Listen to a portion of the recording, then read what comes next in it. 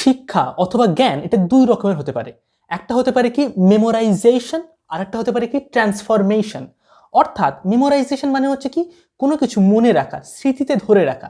আর transformation মানে কি রূপান্তর হয়ে যাওয়া, অর্থাৎ রূপটা পাল্টে যাওয়া। এই দুটোর মানে কি, প্রকৃত অর্থে দুটোর মধ্যে পার্থক্য কি?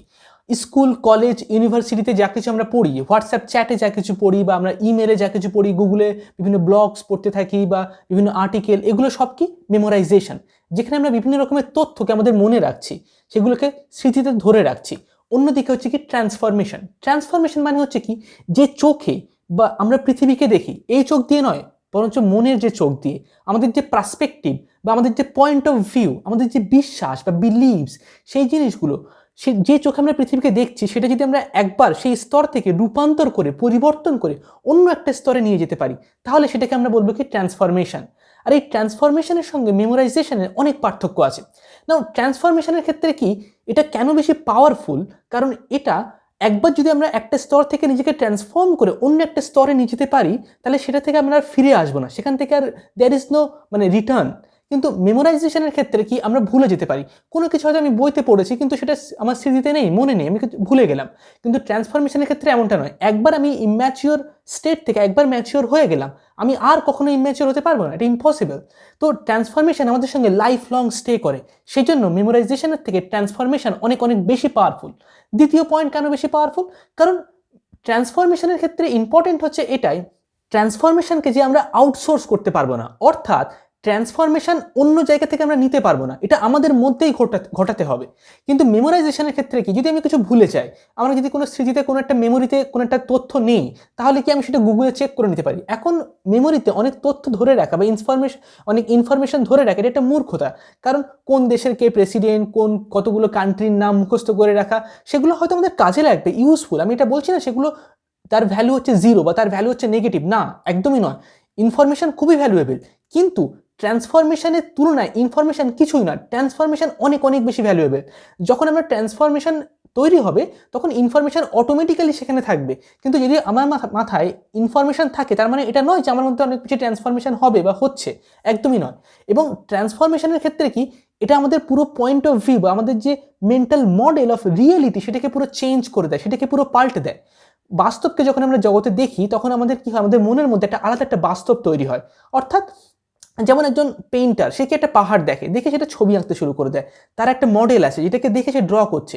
ঠিক তেমনই বাইরের জগতে যখন আমরা ছোটবেলা থেকে বড় হই, জগতের বিভিন্ন জিনিসের সংস্পর্শে আসার মাধ্যমে আমরা বোঝার চেষ্টা করি যে জগৎটা অ্যাকচুয়ালি ঠিক কীভাবে কাজ করছে, অন্য মানুষ কীভাবে কথা বলে, কে কী বিশ্বাস করে, কখন কি কোনটা সঠিক, কখন কোনটা ভুল, ইত্যাদি ইত্যাদি। এবং সেগুলো থেকে আমাদের মনে আমরা জগতের বা পৃথিবীর একটা সাইকোলজিক্যাল একটা ড্রয়িং করতে থাকি, একটা পেইন্টিং করতে থাকি, ছবি আঁকতে থাকি, যে আমাদের মনটা ঠিক সেই পৃথিবীর একটা মডেল, একটা ডেমো ভার্সন আমাদের মনের মধ্যে তৈরি করতে শুরু করে দেয়। এবং সেই অনুযায়ী আমরা সিদ্ধান্ত নিই, আমরা বিভিন্ন ডিসিশনস নিই, রেসপন্স করি। এটা হচ্ছে কি mental model of the reality বা আমাদের বিলিফ স্ট্রাকচার, আমাদের সিস্টেম, আমাদের একটা সাইকোলজিক্যাল একটা প্রসেস, যেটা সাহায্যে আমরা জগৎ থেকে কি একটা ইমিটেট করছি সাইকোলজিক্যালি, নকল করছি, আমরা পৃথিবীটাকে দেখে দেখে সেটাকে কপি পেস্ট করছি মাইন্ডে।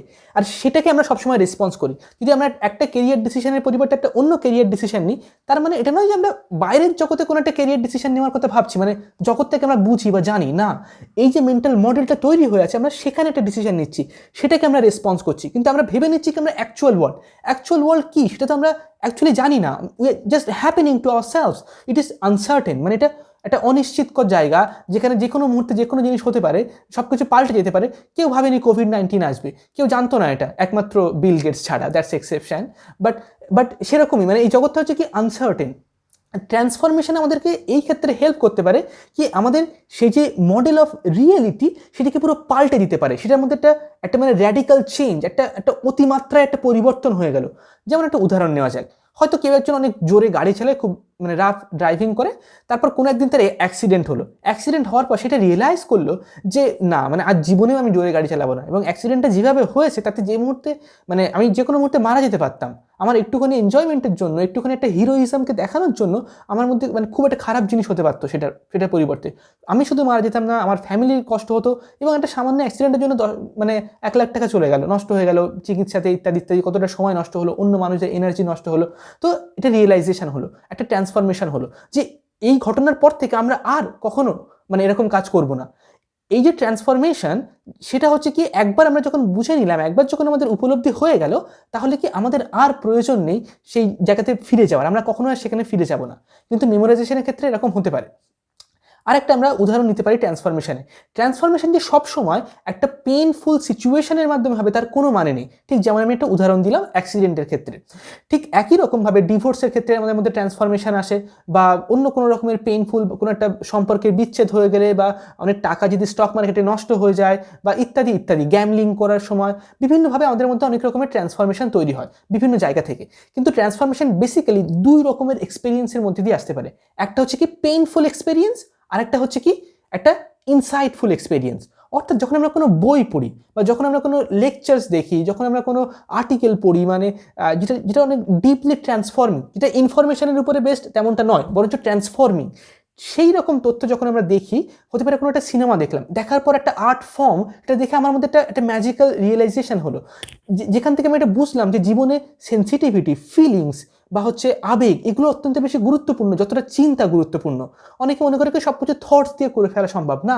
আমাদের আবেগ, অনুভূতি, ফিলিংস, সুখে থাকা, আনন্দে থাকা, এটা একটা অনুভূতি, এটা কোনো চিন্তার দ্বারা পাওয়া সম্ভব নয়। তো আমি একটা আর্ট ফর্মকে দেখে সেটা উপলব্ধি করলাম, সেখানে আমার কোনো পেন নেই, সেখানে কোনো কষ্ট নেই, এটা একটা ইনসাইট পেলাম মনের ভেতরে। মানে যখন জিনিসটা আমি দেখছি আর্টটাকে, আমার মনের ভেতরে একটা ইনসাইট তৈরি হলো, অ্যান্ড দেন চলে গেল, আমি সেটা থেকে উপলব্ধি করতে পারলাম। তাহলে কি ট্রান্সফরমেশন দুইভাবে হতে পারে, একটা হচ্ছে কি ইনসাইট থেকে হতে পারে, এটা কোনো গুড এক্সপিরিয়েন্স, একটা হ্যাপিনেস থেকে, আর হচ্ছে পেইনফুল এক্সপিরিয়েন্স থেকে। তো আমাদেরকে কি করতে হবে, এই পেইনফুল এক্সপিরিয়েন্সকে অনেক কমাতে হবে, আর এই হ্যাপিনেসের এক্সপিরিয়েন্স মানে ইনসাইটফুল যে এক্সপিরিয়েন্স, এটাকে অনেক বাড়াতে হবে। আর সেই জন্য তোমাদেরকে একটা খুব ইম্পর্টেন্ট জিনিস করতে হবে, সেটা হচ্ছে কি ইউটোপিয়া বাংলা চ্যানেল সাবস্ক্রাইব করতে হবে।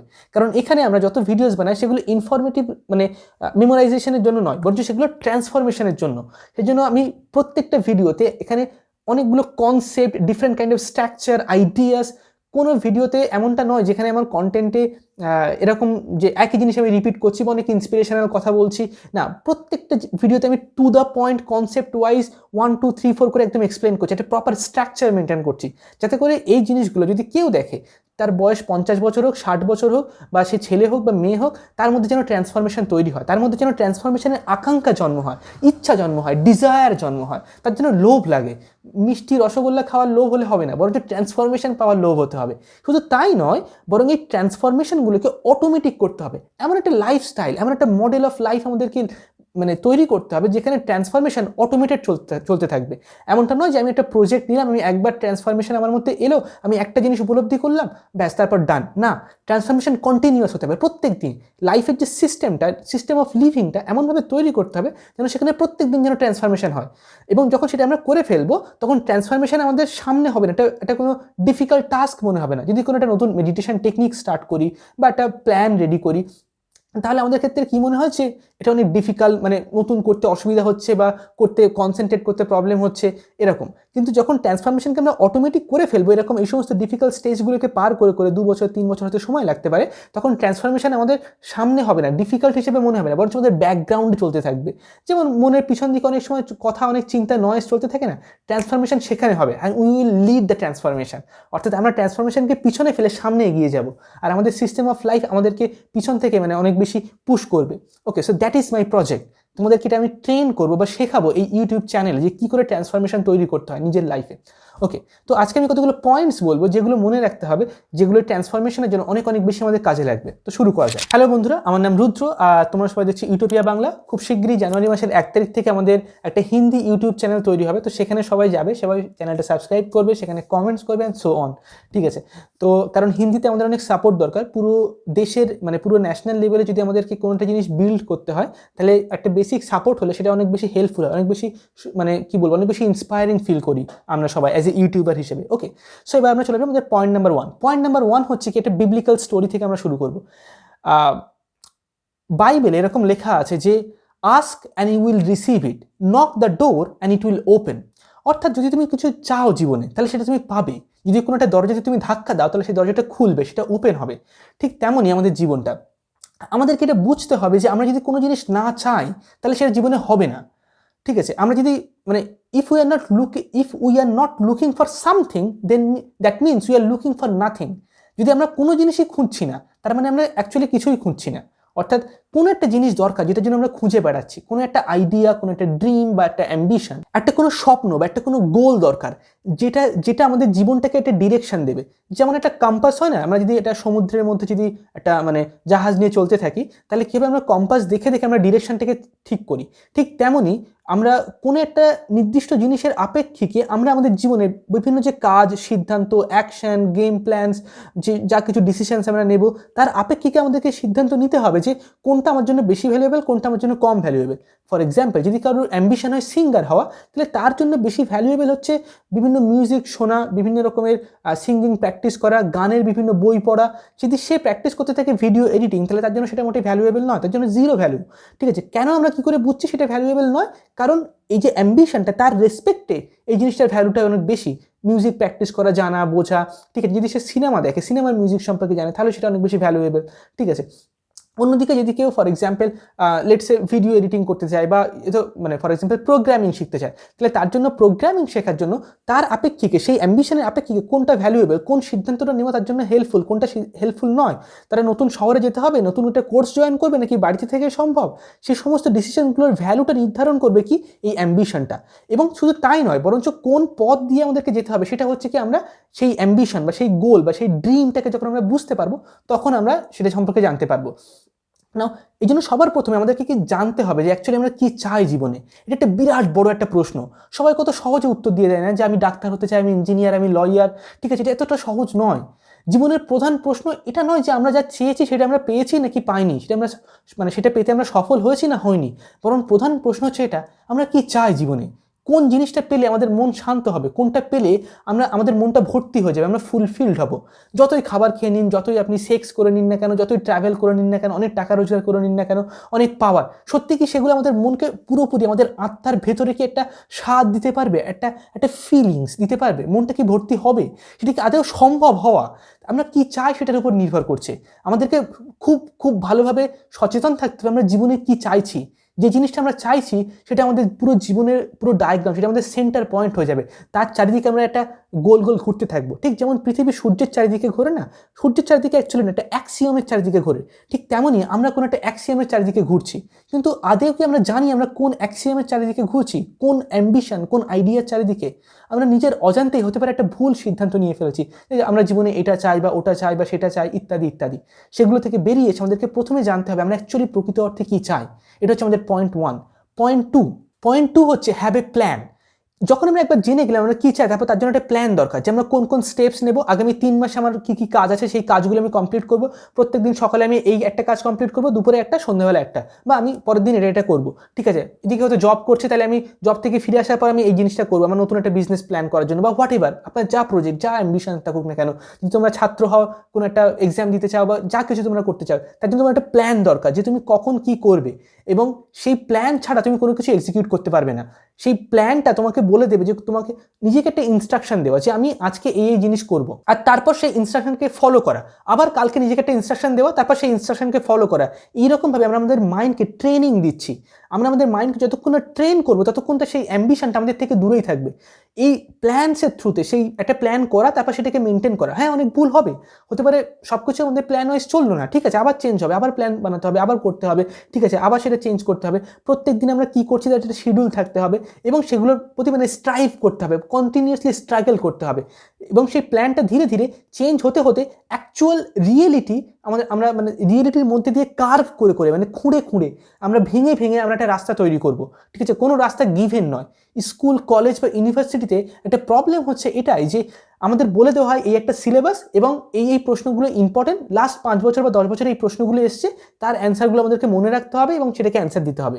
একটা গিভেন প্রবলেমের একটা গিভেন সলিউশন, একটা প্রবলেম দেওয়া হয়েছে, আমরা জানি তার একটা সমাধান, কিন্তু বাস্তব জীবনে কি হয়, আমরা জানি না সমস্যাটা কি, আমরা বুঝতে পারি না কোনটা অ্যাকচুয়ালি প্রবলেম, কোনটা আমাদের সমস্যা, কোনটা আমাদেরকে ক্ষতি করছে, আমরা জানতেই পারি না। তো আর প্রবলেম একটা অল অফ এ সাডেন, মানে হঠাৎ করে চলে আসবে, কখন কি ঘটনা ঘটবে, কোন সমস্যাটা আসবে আমরা জানি না। একটা অজানা একটা সমস্যা, সেটার সমাধান আমাদেরকে খুঁজে বার করতে হবে, তাহলে সমাধান তো আরোই অজানা হবে। তো সেটার জন্য আমাদের মাইন্ডকে ট্রেনিং দিতে হবে কন্টিনিউয়াসলি, আর তার জন্য প্ল্যান থাকা অত্যন্ত ইম্পর্টেন্ট। পয়েন্ট নাম্বার 3 হচ্ছে to the end of the world. এটার মানে কি? এন্ড অফ দ্য ওয়ার্ল্ড মানে হচ্ছে কি, যতক্ষণ না সেই অ্যাম্বিশন, সেই লক্ষ্য, সেই উদ্দেশ্য সম্পূর্ণ হচ্ছে ততক্ষণ আমরা রেস্ট নেব না। একটা নিঃশ্বাস প্রশ্বাসও আমরা নষ্ট হতে দেব না, একটা সময়, একটা সেকেন্ড আমরা নষ্ট হতে দেব না। যদি আমরা কোনো মুহূর্তের জন্য ক্লান্ত হয়ে পড়ি বা আমরা হেরে যাই বা আমরা ভয় পেয়ে যাই, যদি আমরা একটু এন্টারটেনমেন্টের জন্য যাই, হ্যাঁ, কিন্তু তার ব্যাকগ্রাউন্ডে মনের পিছন দিকে একটা কর্নারে সব সময় আমাদের মনে চলতে থাকবে আমরা কি চাই জীবনে, তার জন্য আমাদেরকে কি কি করতে হবে। আমাদেরকে মাইন্ডসেট তৈরি করতে হবে যেদিন আমাদের মৃত্যু হবে সেই দিন পর্যন্ত যেন আমরা পরিশ্রম করে যাই, আমরা আমাদের কাজকে যেন ভালোবাসি এবং তার মাধ্যমে যেন আমরা সমাজ এবং আমাদের জীবন, আমাদের কাছের মানুষ সবার যেন তাদেরকে একটা স্তর থেকে একটা অন্য স্তরে নিয়ে যাওয়ার জন্য আমরা কাজ করতে পারি, অন্য মানুষের সুখে সুখী হতে পারি, অন্য মানুষকে কিছু দিয়ে আমরা আনন্দ পেতে পারি। এর থেকে বেশি আনন্দের, এর থেকে বেশি সুখের আর কিচ্ছু নেই। ঠিক আছে, if you don't believe, just don't believe, কিন্তু এটাই হচ্ছে ট্রু। ঠিক আছে, you have to realise this thing, মানে অ্যাট সাম পয়েন্ট লাইফে, যে অন্য মানুষদেরকে সুখী করার জন্য একটা দরজা খুলে দিয়ে তাদেরকে সুখ দিয়ে, সেটা যে কোনো রূপেই হতে পারে, একজন ডাক্তার হয়ে হতে পারে, একজন ইঞ্জিনিয়ার, আমরা প্রত্যেকে যা কিছু প্রফেশনে আছি অন্যদেরকে কিছু করি, তার মাধ্যমে আমরা টাকা রোজগার করি, আমাদের জব বা কেরিয়ার, সেখানে সেই ফিলিংসটা, সেই ব্যাকগ্রাউন্ড, সে একটা ফাউন্ডেশনাল একটা একটা শক্ত, একটা হার্ড, একটা ট্রুথ, একটা রিয়েলাইজেশন, সেটা যতক্ষণ না আসবে আমরা যতই টাকা রোজগার করি আমরা সুখে থাকতে পারবো না। আপনি ব্রোকার হতে পারেন, দালাল হতে পারেন, যে ফ্ল্যাট বিক্রি করে বা হচ্ছে যে রেন্টে দেয়, কিন্তু সেও তার মাইন্ডকে এমনভাবে কনসেপচুয়ালাইজ করতে পারে যে এই কাজটার মধ্যেও সে অনেক বেশি আনন্দ পেতে পারে, যে আমি অ্যাকচুয়ালি অন্য মানুষদেরকে একটা ঘর খুঁজে দিচ্ছি তার পরিবর্তে টাকা নিচ্ছে এমনটা নয়, বরং কি তাদেরকে তারা যেখানে বেঁচে থাকবে, যে জায়গাতে তাদের লিভিং, সেই লাইভলিহুডটা আমি তাদেরকে খুঁজে দিচ্ছি, যেন তারা শান্তিতে থাকতে পারে, যেন তারা ভালো থাকতে পারে, সেরকম একটা ঘর দিচ্ছি আমি, সেই জন্য আমি তাদের থেকে মানে পারিশ্রমিক নিচ্ছি। তো আপনি কীভাবে কনসেপচুয়ালাইজ করছেন জিনিসটা, যে কাজেই আপনি থাকুন না কেন, যে প্রফেশনে, সেটাকে সুন্দরভাবে কনসেপচুয়ালাইজ করুন, সেটাকে একটা মানসিক একটা ফ্রেম দিন, তবেই আপনি সেই জিনিসটা দেখতে পাবেন যে এই কাজটার মধ্যে দিয়েও আপনি মানে সেই ফিলিংসটাকে আপনি অ্যাচিভ করতে পারবেন, সেই রিয়েলাইজেশনটা, সেই অনুভূতিটা, যে আপনি অ্যাকচুয়ালি অন্য মানুষদের ভালো করছেন, এবং আপনার জন্য সেটা কনভিন্সিং হতে হবে, এটা সত্যি সত্যি আপনার মনে হতে হবে, এমনটা নয় যে মিথ্যে মিথ্যে আপনি ফেক করে করলেন না, ট্রুলি। যদি সেটা না হতে পারে তার মানে কি আপনার সেই কাজটা আপনাকে পাল্টাতে হবে, কিন্তু না পাল্টেও অ্যাকচুয়ালি এটা সম্ভব, সেটা আমি বলতে চাইছি। এবং to the end of the world মানে কি, অর্থাৎ পৃথিবীর শেষ প্রান্ত পর্যন্ত আমাদেরকে যেতে হবে। যদি আমাদের যা কিছু স্বপ্ন, যা উদ্দেশ্য, যা আমরা জীবনে চেয়েছি, যা আমাদের প্রকৃত অর্থে আমাদের ভেতরকার একটা একটা গান বা একটা সুর যেটা আমাদেরকে ডাকছে অনবরত, সেখানে আমাদেরকে পৌঁছাতে হবে। যতক্ষণ আমরা সেখানে পৌঁছাবো একটুও শান্ত হবো না, কোনো রেস্ট নেব না, আমরা অল টাইম, কোনো ওয়ার্ক লাইফ ব্যালেন্স বলে কিচ্ছু নেই, always we are doing work. আমরা এদার অ্যাক্টিভলি করছি অথবা প্যাসিভলি, হয়তো আমরা কারোর সাথে কথা বলছি, গল্প করছি, ফ্যামিলি টাইম স্পেন্ড করছি, কিন্তু মনের একটা অংশ জাস্ট অলওয়েজ যেন এঙ্গেজ থাকে উইথ দ্যাট ওয়ার্ক, আমরা অ্যাকচুয়ালি জীবনে কী চাই। আর সেটাকে অ্যাচিভ করার জন্য গোটা পৃথিবী যদি এক প্রান্তে হয়ে যায় আর আমরা যদি একা থাকি, তাহলে যেন আমরা মানে সেই পৃথিবীর সাথে যুদ্ধ করে নিতে পারি। আমাদের সামনে যত বাধা, যত প্রতিবন্ধকতা আসুক না কেন, যে মানুষই আমাদেরকে বাধা দিক, প্রতিবন্ধকতা দিক, আমরা সমস্ত জিনিসকে পার করে, সমস্ত জিনিসকে অতিক্রম করে যেন আমরা সেই অ্যাম্বিশনের দিকে এগিয়ে যাই, একদম to the end of the world. মানে দরকার হলে পৃথিবীর বাইরে, পৃথিবীর কক্ষপথ ভেঙে একদম গ্রহ নক্ষত্র চূর্ণ বিচূর্ণ করে পুরো গ্যালাক্সির ওপর প্রান্তে চলে গিয়ে, পুরো ইউনিভার্সের শেষে গিয়ে যেন আমরা যুদ্ধ করতে পারি, যেন আমাদের স্বপ্ন যেন পূরণ হয়, যেন আমরা কখনো যেন না থামি, কখনোই যেন আমরা একটু যেন বিরক্ত না হই, না ইরিটেটেড হই, আমরা যেন কখনোই ব্যর্থতাকে স্বীকার না করে নিই। ঠিক আছে, যতক্ষণ না আমরা সফল হচ্ছি ততক্ষণ আমাদের জীবন এখনো শেষ হয়নি, আমাদের গল্পটা এখনো শেষ হয়নি। তো আমাদেরকে সেই পৃথিবীর শেষ পর্যন্ত আমাদেরকে যেতে হবে আমাদের স্বপ্ন পূরণ করার জন্য, যদি তার প্রয়োজন হয় তাহলে। ঠিক আছে, যার স্বপ্ন যত বড় তাকে তত দূর পর্যন্ত হাঁটতে হবে, তাকে তত দূর পর্যন্ত দেখতে হবে, তার সামনে তত বেশি বাধা, বিপত্তি, প্রতিবন্ধকতা আসবে। স্বপ্ন বড় দেখো, বড় দূর, মানে অনেক বেশি দূর পর্যন্ত যাও, এবং যত সমস্যা আছে সেগুলোকে সব কিছু অতিক্রম করো। তার মাধ্যমে তুমি তোমার ক্যারেক্টার বা তোমার আইডেন্টিটিকে তুমি তৈরি করতে, শুধুমাত্র তাই নয়, তোমার সঙ্গে জুড়ে থাকা সমস্ত মানুষ, তাদের মধ্যে কাউকে কাউকে হয়তো তুমি কষ্ট দিচ্ছ, কাউকে কাউকে হয়তো তুমি আনন্দ দিচ্ছ, কিন্তু তারাও একটা নতুন স্তরে উঠে আসে তোমার মধ্যে দিয়ে, তাদেরও পুনর্জন্ম হচ্ছে। তুমি যখন একটা চেতনার স্তরে, একটা আয়াম থেকে একটা উচ্চতর আয়ামে পৌঁছাচ্ছ, তখন তোমার সঙ্গে জড়িত সমস্ত মানুষ, তাদের মনটাও ভাঙবে, গড়বে, তারাও তৈরি হবে। তোমার বাবা মা, ফ্যামিলি, রিলেটিভস, তাদের সঙ্গে তোমার সংঘর্ষ হতে পারে সাইকোলজিক্যাল লেভেলে, একটা কনফ্লিক্ট যেটা প্রত্যেক দিন হচ্ছে, অনবরত হচ্ছে, ছোট্ট ছোট ছোট ছোট অংশে, সেগুলোকে একটা নতুন স্তরে পৌঁছাবে, সেই জিনিসটাকে আরও একটু উন্নত হবে। এইভাবেই সভ্যতা চলছে, এইভাবে ইতিহাস চলছে, আর আমাদেরকেও এর মধ্যেই বেঁচে থাকতে হবে, এর মধ্যেই আমাদেরকে বড় হতে হবে। আমাদের পয়েন্ট নাম্বার 4 হচ্ছে কি, ব্রেক পয়েন্ট। টাইটানিক সিনেমা নিশ্চয়ই দেখেছো তোমরা সবাই। টাইটানিকে কি হয়, যে জাহাজটা যখন থাকে, প্রথমে কি হয়, জাহাজটা ধীরে ধীরে ধীরে ধীরে একদিক থেকে ভাঙছে ভাঙছে ভাঙছে, ঠিক আছে, একদিকে কাত হচ্ছে, মানে জলের মধ্যে ডুবে যাচ্ছে, ঠিক আছে, অর্থাৎ জাহাজটা আছে, জাহাজটা ধীরে ধীরে একদিকে কাত হয়ে যাচ্ছে, জলের মধ্যে ডুবে যাচ্ছে। তারপরে একটা সময় পরে গিয়ে হঠাৎ করে মাঝখান থেকে পুরোটা ভেঙে যায়, ঠিক আছে, পুরো জিনিসটা মানে ভেঙে যায়। এটাকে বলা হয় কি, ব্রেক পয়েন্ট। অর্থাৎ কোনো একটা প্রবলেম, কোনো একটা সমস্যা, সেটা প্রথমে আমাদেরকে সামান্য থাকবে, মানে ছোট থাকবে, ঠিক আছে? যে কোনো জিনিস প্রথমে অনেক ছোট স্তরে থাকে। যদি আমরা সেটাকে সমাধান না করি, তাহলে একটা সময় পরে পুরো জিনিসটা হঠাৎ করে অনেক বেশি বড় হয়ে যাবে। আরেকটা উদাহরণ নেওয়া যাক, যেমন কোনো ঝড় আসার আগে ছোট ছোট অনেক বেশি আকাশে একটু মেঘলা করে আসে, বৃষ্টি আসবে, বোঝা যায়, ঠিক আছে? তো যখনই আমাদের লাইফটা হচ্ছে ঠিক সেরকম, কোনো একটা বড় একটা সমস্যা আসার আগে, বড় একটা যুদ্ধ হওয়ার আগে, বড় একটা কনফ্লিক্ট হওয়ার আগে অনেকগুলো সিগন্যালস, অনেকগুলো সিমটমস সে দেখাতে থাকে। কোনো দেশে যদি যুদ্ধ হয়, তার আগেও সোসাইটাল লেভেলেও এটা ট্রু, যখন কোনো সোসাইটি মানে ব্রেক হয়ে যায়, ভেঙে যায়, তার আগেও সে অনেকগুলো ছোট ছোট স্তরে সে তার ভেঙে যাওয়ার অংশগুলোকে দেখাতে থাকে, সিগন্যাল দিতে থাকে, বলতে থাকে আমাদেরকে। কিন্তু আমাদের চোখগুলো না তার সঙ্গে অ্যাটিউন নয়, মানে তার সঙ্গে সেগুলোর জন্য ট্রেন নয়, সেগুলো দেখতে পায় না, সেগুলোকে মিস আউট করে যায় অন্য সব জিনিস নিয়ে। ঠিক আছে, সামান্য প্রবলেম কি হবে, এই একটু তর্ক বিতর্ক হয় আমাদের মধ্যে, বা আমরা হাজব্যান্ড ওয়াইফ সামান্য তর্ক বিতর্ক হয়, বা ছেলে মেয়ের সাথে একটু টাইম দিতে পারছি না এখন কারণ আমি ব্যস্ত, লাস্ট 1-2 বছর একটা নতুন জব করছি, না এগুলো সামান্য জিনিস নয়। This are very very important thing. প্রত্যেকটা জিনিস আপনাকে একদম মাইনুটলি খেয়াল রাখতে হবে, এবং সেটা অ্যাকচুয়ালি রাখা অনেকটা কঠিন, মানে সব কিছু লাইফের সমস্ত অ্যাসপেক্টগুলোকে দেখা, বোঝা, জানা এবং সেই জিনিসগুলোর প্রত্যেকটা টেক কেয়ার করা, তার জন্য আপনাকে মানে ট্রিমেন্ডাসলি ওয়াইজ হতে হবে, ট্রিমেন্ডাসলি আপনাকে ইন্টেলিজেন্ট হতে হবে। এবং সেটা আপনি 1 দিন 2 দিনে করতে পারবেন না, আপনার একটু সময় লাগবে, হয়তো 2 বছর বা 3 বছর সময় লাগলো বা 4 বছর সময় লাগলো, কিন্তু আপনি সেটাকে এক্সিকিউট করতে পারেন, এটা পসিবল, এবং অনেক মানুষ অলরেডি করছে। এবং তার জন্য আমাদেরকে কি মনে রাখতে হবে, ব্রেক পয়েন্ট। ব্রেক পয়েন্ট এমন একটা জিনিস, সেখানে পৌঁছানোর পর না অনেকটা সময় আমাদের দুঃখ করতে করতে চলে যায়, অনেকটা মানে একটা লিকেজের মতো, মানে একটা জল যাওয়ার একটা পাইপ লাইন যদি থাকে, মাঝখানে যদি একটা ছিদ্র হয়ে যায়, সেখান থেকে সব জল পড়ে যায়। আমাদের এই যে ব্রেক পয়েন্টগুলো কি এটা ট্রমার মতো হয়ে যায়, সেখান থেকে কি আমাদের মেন্টাল এনার্জি, আমাদের ফ্যাসিনেশন, আমাদের যে কনসেন্ট্রেট করার ক্যাপাসিটি, সেগুলো সেখান থেকে একটা লিকেজের মতো সেখান থেকে নষ্ট হয়ে যায়, বাইরে বেরিয়ে যায়। সেগুলো আমাদেরকে ডে ড্রিমিং করতে করতে সেখান থেকে একটা হোলের মতো সেই পুরো এনার্জিটা, পুরো ফোর্সটা সেখান থেকে নিয়ে নেয়।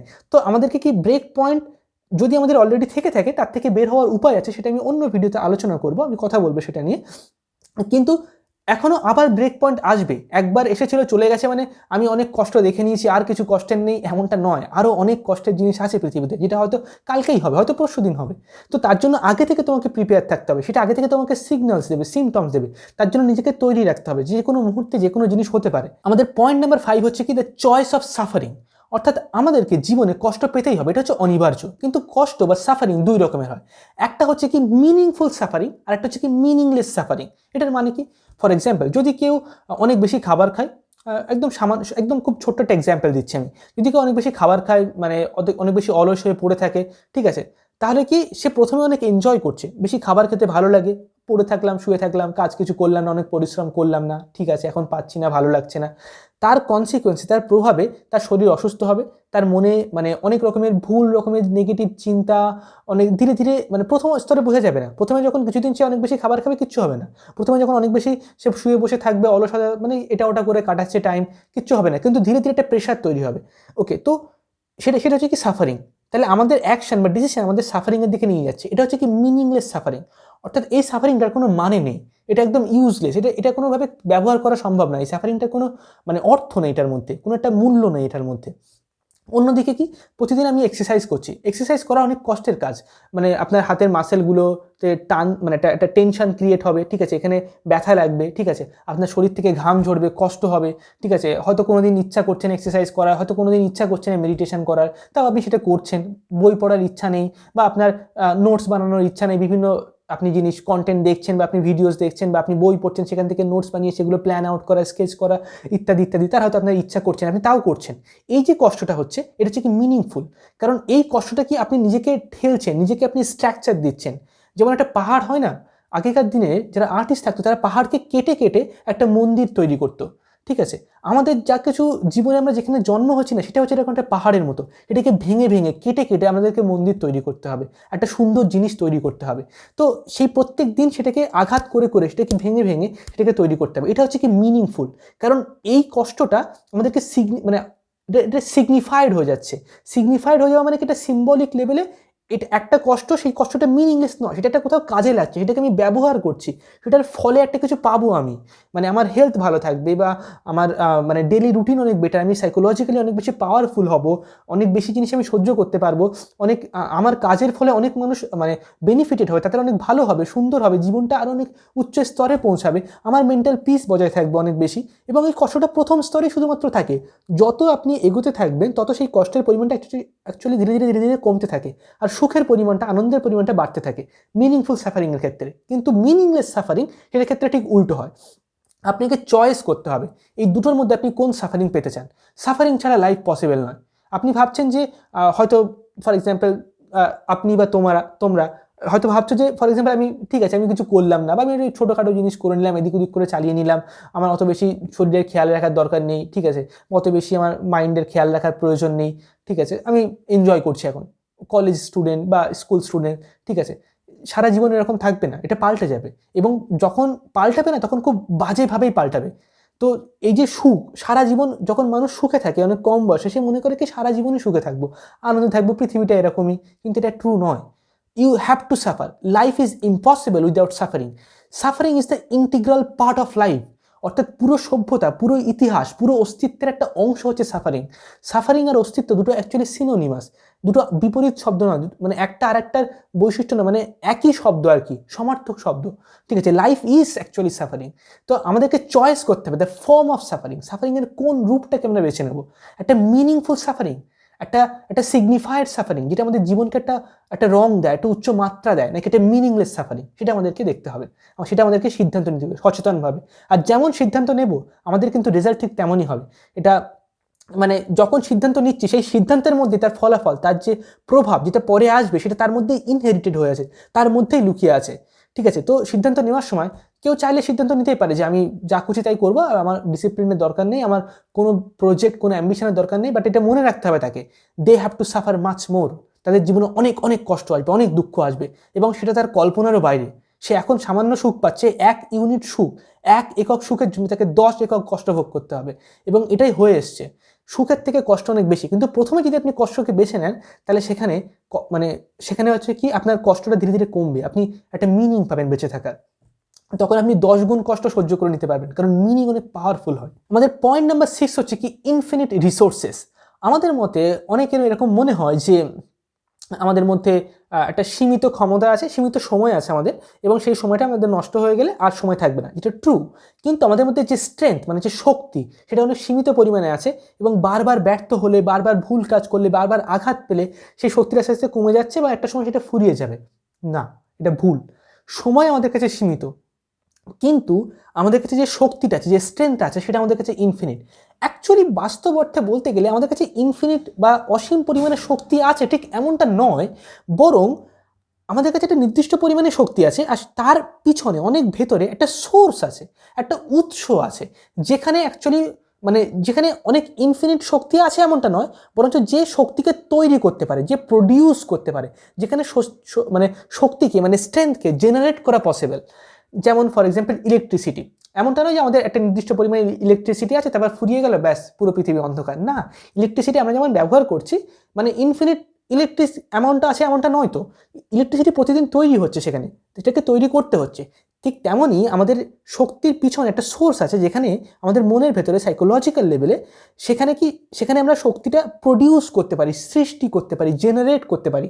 অর্থাৎ একটা অর্থে বলতে গেলে আমাদের কাছে ইনফিনিট পোটেনশিয়াল আছে। তো আমরা যতবার ব্যর্থ হই কিচ্ছু যায় আসে না, we can just overcome everything, মানে হোয়াট এভার ইট ইজ, আমরা প্রত্যেকটা জিনিসকে ওভারকাম করতে পারি। এরকম অনেক স্টোরিজ আছে যেগুলো তোমরা সবাই পড়ে দেখতে পারো।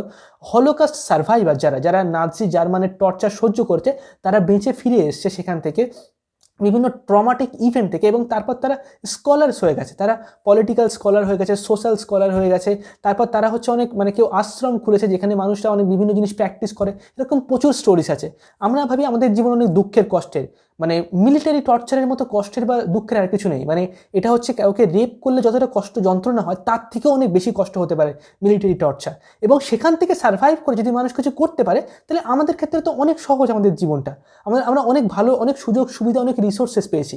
তো আমরা কি সেটাকে কাজে লাগাতে পারি, সেই যে উৎসটাকে, সেই ইনফিনিট রিসোর্সকে আমরা যে কোনো কিছু ওভারকাম করে নিতে পারি। তো যে কোনো ফেলিওর, যে কোনো বার্ডেন বা যে কোনো রোড ব্লকস, যা কিছু আমরা ব্যর্থ হয়ে যাবো সেটাকে ভয় পাওয়ার কিছু নেই, উই ক্যান জাস্ট ওভারকাম ইট। 100 বার ব্যর্থ হলে আমরা 101 বার চেষ্টা করবো, ঠিক আছে? 1000 বার ব্যর্থ হলে 1001 বার চেষ্টা করবো আমরা, ঠিক আছে?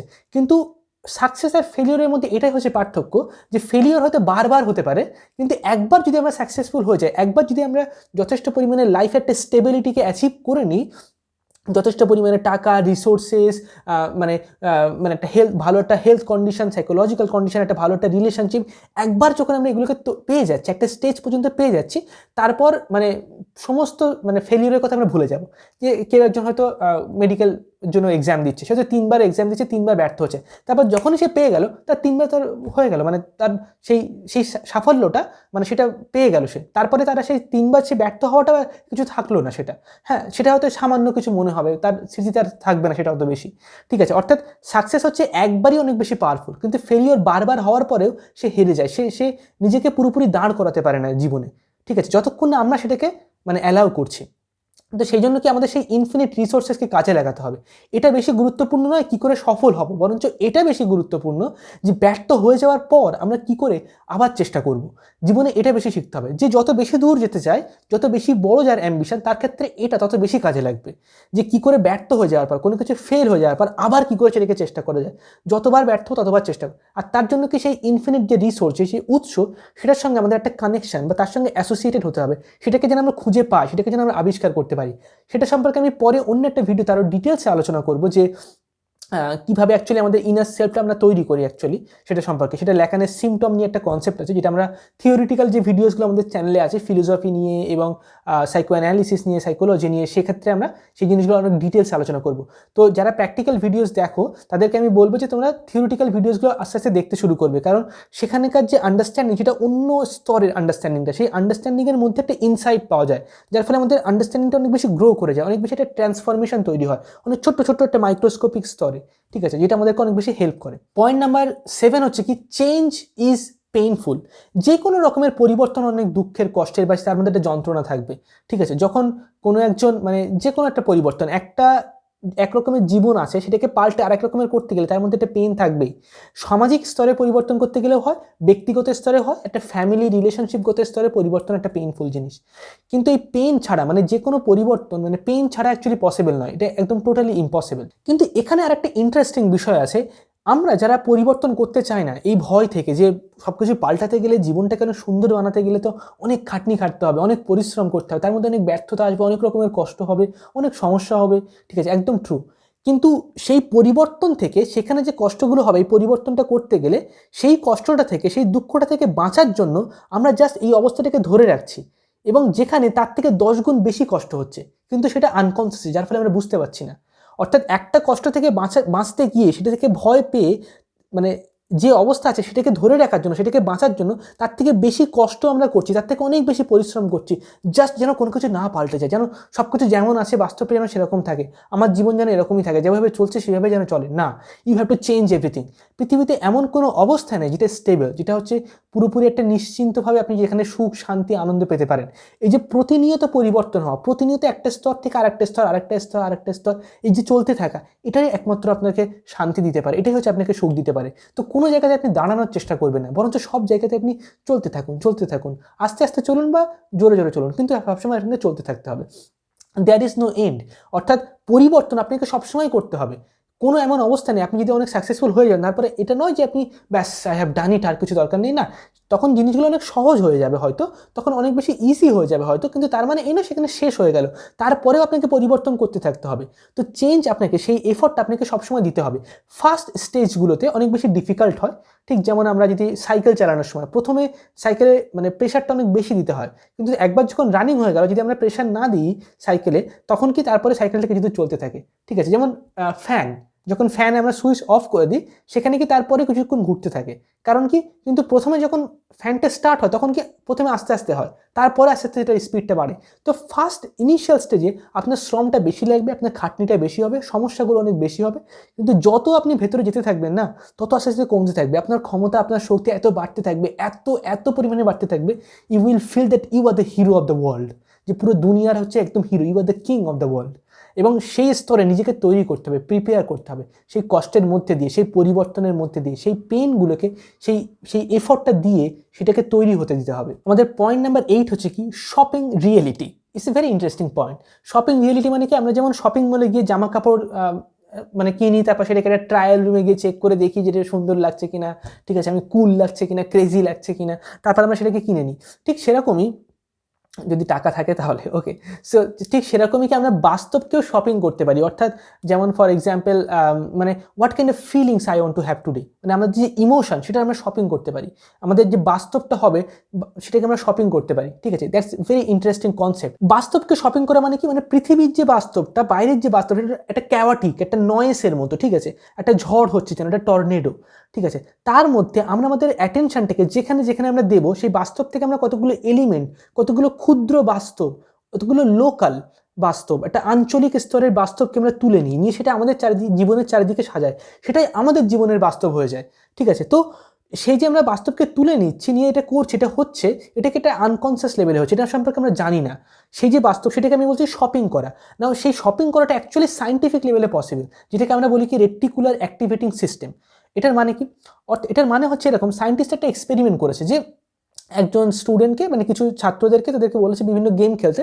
হয়তো একটা কার রেসিংয়ের গেম খেলছে, সে দিনে হয়তো মানে 8 ঘন্টা 10 ঘন্টা গেম খেলছে, সে 1 সপ্তাহ গেম খেললো, তারপর সে রুম থেকে বাইরে এলো, এবার বাইরের জগতে যাচ্ছে, যেখানে সে যাবে সে সেই কার দেখতে পাবে, মানে গাড়ি, যেখানে হয়তো গাড়ি অনেক কম আছে সেখানে সে গাড়ির দিকে তার প্রথমে অ্যাটেনশনটা যাবে, কারণ এতক্ষণ সে স্ক্রিনে দেখছিল, এবং সেই স্ক্রিনে কি করছিল, দেখার সময় মানে তার অ্যাটেনশনটা সেখানে সে বারবার রাখছিল, বারবার তাকে ফলো করতে হচ্ছিল। তার একটা লাল রঙের গাড়ি ছিল, সে গাড়িটা কোথায় যাচ্ছে, কি হচ্ছে না হচ্ছে, কার রেসিং গেমে, সেখানে সে যখন বাইরে এলো তখন সেটা তার মাইন্ডটা, তার অ্যাটেনশনটা সেই বস্তুটার সাথে, বা সেই আইডিয়াটা, সেই কনসেপ্টটা, সেই ধারণাটার সাথে, সেই যে সেন্সুয়াল প্লেজার, চোখে সেই লাল দেখা, সেই গাড়ির রূপ, তার সাথে সেটা কানেক্টেড হয়ে গেছে এত বেশি যে সেটা বাস্তবের মধ্যে থেকে অটোমেটিক্যালি উঠে আসছে মাথায় বারবার। এটাকে বলা হয় কি রেটিকুলার অ্যাক্টিভেটিং সিস্টেম, যেটা সায়েন্টিস্টরা প্রুফ করে দেখিয়েছে, মানে যেটা অ্যাকচুয়ালি বাস্তব। অর্থাৎ আমরা আমাদের মনকে যেরকমভাবে ট্রেনিং দেবো সেটাই আমাদের কাছে উঠে আসবে। এটাকে আমরা কাজে লাগাতে পারি কি আমাদের অ্যাকচুয়াল লাইফটাকে ইমপ্রুভ করার জন্য। প্রত্যেক দিন যদি আমরা 15 থেকে 20 মিনিট সময় দিই, যে আমরা জীবনে যে গোলটা বা যে অ্যাম্বিশনটা আমরা পেতে চাইছি, সেখানে আমাদের জীবনটা ঠিক কেমন হবে যখন আমি সেই স্তরে পৌঁছে যাব, মানে সকালে আমরা কী করবো, দুপুরবেলা কী করবো, রাত্রে বা সন্ধ্যাবেলা কী করবো, সেই জিনিসটা জার্নালিং করা, সেটা লেখা, সেটা পুরো একটা ভিজুয়ালি জিনিসটা পুরো দেখা। যখন আমরা সেটা বারবার দেখতে থাকবো, বারবার যখন সেটাকে আমরা লিখতে থাকবো, নোটস বানাতে থাকবো, আমাদের মাইন্ডটাকে আমরা ট্রেনিং দিচ্ছি। তারপর আমরা অফিসে যাচ্ছি, নর্মাল ফ্যামিলির সঙ্গে কথা বলছি, বিভিন্ন অ্যাক্টিভিটি করছি, এবং তার মধ্যে যে লুকানো যে ছোটো ছোটো সম্ভাবনা বা পসিবিলিটিস আছে সেগুলো আমাদের সামনে উঠে আসবে, কারণ আমাদের মাইন্ডের ব্যাকগ্রাউন্ডে সেটা আমরা বারবার করে প্রত্যেকদিন 15-20 মিনিট করে লিখে প্র্যাকটিস করেছি। আমরা সেই রেটিকুলার অ্যাক্টিভেটিং যে সিস্টেমটা সেটাকে আমরা অ্যাক্টিভেট করে দিয়েছি, সেটা প্রোগ্রামড হয়ে গেছে ওই যে আমাদের যে ড্রিম স্টেটটা, যেটা আমরা চাই, আমাদের যে অ্যাম্বিশন, সেটার সঙ্গে কানেক্টেড হয়ে গেছে। এবং তার আপেক্ষিকে যেগুলো আর কি সঠিক, যে পয়েন্টগুলো বা যে বিন্দুগুলো, যার সঙ্গে কথা বললে বা যার সঙ্গে আপনি ইন্টারঅ্যাক্ট করলে কোনো একটা বিজনেস ডিল হতে পারে বা কোনো একটা নতুন একটা অপরচুনিটি পেতে পারেন, সেগুলো আপনার মাইন্ড আপনার অজান্তেই আপনার সামনে তুলে এনে দেবে, কারণ আপনি অলরেডি প্রোগ্রাম করে রেখেছেন। তো এইভাবে কি আমরা সেই রেটিকুলার অ্যাক্টিভেটিং সিস্টেমটাকে কাজে লাগাতে পারি প্রত্যেকদিন জার্নালিং করার মাধ্যমে, আমাদের লাইফটাকে অনেক অনেক বেশি একটা নেক্সট লেভেল পর্যন্ত নিয়ে যাওয়ার জন্য। আমাদের পয়েন্ট নাম্বার 9 হচ্ছে ক্যাপাসিটি টু কনসেন্ট্রেট। এটা অত্যন্ত ফান্ডামেন্টাল। এই ক্যাপাসিটিটা, এটা কোনো আপেক্ষিক বিষয় নয় যে না অন্য কারোর তো ক্যাপাসিটি দরকার হয় কনসেন্ট্রেট করার জন্য, কিন্তু আমি কনসেন্ট্রেট না করেও ভালো লাইফ লিড করতে পারি, আমি কনসেন্ট্রেট না করেও সব কিছু কাজ করে ফেলতে পারি, এটা না হলেও কোনো চলবে, মানে এটা এক একজনের ক্ষেত্রে এক এক রকম মতামত, এরকমটা নয়। ইটস ইউনিভার্সাল, এটা প্রত্যেকের প্রয়োজন। কনসেন্ট্রেট করার ক্যাপাসিটি যদি আপনার না থাকে, তাহলে আপনি জীবনে যাই চেষ্টা করে নিন না কেন, জাস্ট সেটা মানে আপনি এক্সিকিউট করতে পারবেন না। আপনি ইভেন যদি যা কিছু আপনি চাইছেন সেটা যদি পেয়েও যান, তাও আপনি শান্তিতে থাকতে পারবেন না। একটা রাজপ্রাসাদে রেখে দিলেও আপনি শান্তিতে থাকতে পারবেন না, কারণ আপনার মনটাকে সবসময় মানে সবসময় ফ্লিকারিং করছে, মানে ফ্রিকশন তৈরি হচ্ছে সবসময়। আপনাকে কোনো এক জায়গায় কনসেন্ট্রেট করা শিখতে হবে। একটা দুটো উদাহরণ নেওয়া যাক, যেমন ফর এক্সাম্পল ডক্টরসরা, যারা সার্জেন্ট হয়, যারা বিশেষ করে ব্রেন সার্জারি করে, মানে ব্রেনের অপারেশন করে বা পেটের অপারেশন করতে থাকে, তাদের কি করতে হয়, মানে সেখানে একটা ছোট্ট একটা লোকেশন, একটা জোন, তার মধ্যে তাদেরকে অনেক কনসেন্ট্রেট করতে হয়। যদি সামান্য একটু এদিক ওদিক ভুল হয়ে যায়, তাহলে তারা কনসেন্ট্রেট করতে পারবে না, তাদের সেই ভুলের জন্য সেই মানুষটা মারা যাবে। এবং শুধু তাই নয়, তাদের মনেও একটা গিল্ট তৈরি হবে তো তাদেরকে নিজের ইমোশনগুলোকে সরিয়ে রেখে একদম খুব ডিপলি ফোকাস করতে হয় সেখানে অপারেশন থিয়েটারে, বিশেষ করে যে মানে মেন যে সার্জেন্ট থাকে তাকে। ওকে, একই রকম ফর এক্সাম্পল পাইলটদেরকে কি করতে হয়, তারা কত ল্যাটিটিউড লংটিটিউডে আছে, কতটা হাইটে আছে, কতটা স্পিডে যাচ্ছে, এখন ওয়েদার কি বা সমস্ত কিছু, কতটা মানে ফিউয়েল আছে, সমস্ত কিছু তাদেরকে আপডেট মানে কনসেন্ট্রেট করতে হয় কন্টিনিউয়াসলি। তাদেরকে মানে বেসমেন্টে যে অফিস থাকে সেখানে তাদেরকে কমিউনিকেট করতে হবে এবং বলতে হয় তারা কতক্ষণ পরে তারা ল্যান্ড করবে, এখন তাদের স্পিড কত, ইত্যাদি ইত্যাদি। সেখানে কনসেন্ট্রেশনে যদি ব্রেক হয় তাহলে একটা বিরাট বড় প্রবলেম হতে পারে। তো যে কোনো একটা মানে কাজে আপনাকে আপনার মাইন্ডকে কনসেন্ট্রেট করার যেটা ক্যাপাসিটি আপনাকে তৈরি করতে হয়। তো এটা অত্যন্ত বেশি ফান্ডামেন্টাল। যখন আপনি আপনার কনসেন্ট্রেট করার যে ক্যাপাসিটি, আপনার যে অ্যাটেনশন, সেটাকে অ্যালোকেট করার, কোথায় আপনি অ্যাটেনশনটাকে দিচ্ছেন সারাদিনে, আপনার মনটা কোথায় ডিস্ট্রিবিউট হচ্ছে আপনার মনটা, সেটাকে তখন আপনি একবার ধরতে শিখে যাবেন, সেটাকে আপনি খেয়াল রাখতে পারবেন এবং আপনি অ্যাটেনশনটাকে আপনার টর্চ লাইটের মতো আপনি মুভ করাতে পারবেন। যেখানে আপনার প্রয়োজন, যেখানে আপনি দিতে চান সেখানে আপনি দেবেন, যেখানে দরকার নেই সেখানে আপনি দেবেন না। আমি এক জায়গাতে দিলে সেখান থেকে সরিয়ে অন্য জায়গায় দিতে পারি। যখন আপনি নিজেকে ট্রেনিং দেবেন, তারপরে আপনার কাছে অনেক জিনিস অনেক সহজ হয়ে যাবে।